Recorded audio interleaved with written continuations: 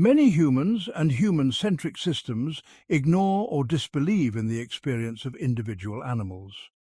Frequently, this physically takes form as the human disregarding the animal's experience and subconsciously believing the animal to be an inferior being.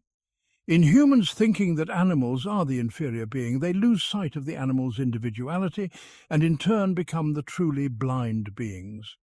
They begin to think that animals are completely void of experience or feeling, hence why unsuspecting humans have moments of "he's really smart for a dog. He thinks he's a child."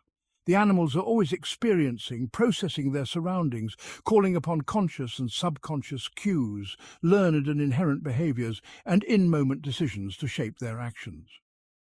The moments of relatability come from a brief window within the observing human, where they view the true nature of the animal. It is not as though the animal is having a fleeting moment of some type of humanism. What's changing in these circumstances, of humans comprehending and acknowledging the animal's individuality, is the human's perspective, not the animal's.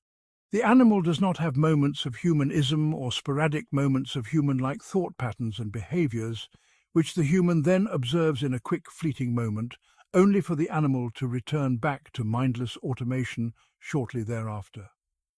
In reality, though most are wild and primal, the animal is always actively animated, experiencing and processing its surroundings, resulting in behaviors which observing humans might recognize and relate to.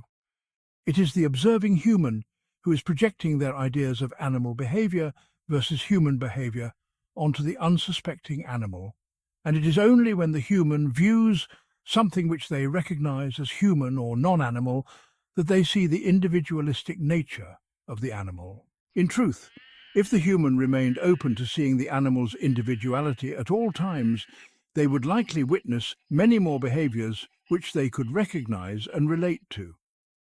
Instead of seeing two birds on a branch, tweeting, twitching, shaking, lifting legs and moving heads, they would see two individuals communicating in one regard or another, both verbal and non-verbal, the same way humans communicate. Though they're not speaking our language, it is not impossible nor difficult to see the communications between non-human animals, especially if the observer is aware of the near-endless variety of non-verbal communications seen throughout nature.